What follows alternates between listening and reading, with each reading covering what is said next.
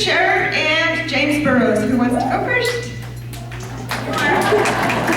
Anthony Sherrod.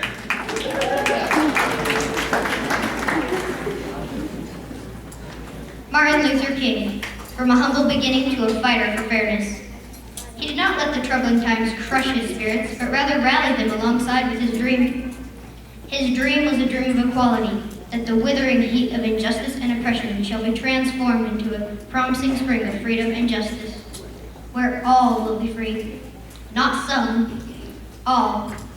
So we must remember what he did to gratify him and all his purity, all the times he went to jail against injustice, all the marches, all the beatings he took, and his death that horrified the nation.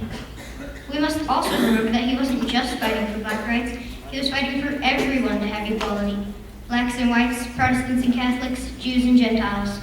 Everyone. To quote Dr. King, "I have a dream that one day this nation will rise up and live out the true meaning of its creed. We hold these truths to be self-evident that all men are created equal." Because he did all the wonderful things he did, we are all free. So we must celebrate this glorious time where all are free.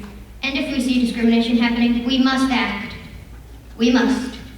And never give up at it. Remember what was, celebrate what is, and act against by protesting courageously. And yet, with dignity and Christian love, historians will have to pause and say, there lived a great people who injected new meaning and dignity into civilization. That's King's dream for our world, that people will be judged not by the color of their skin, but on the content of their character, so that this generation and future generations will still be able to say, free at last, free at last. Thank God Almighty, we are all free at last.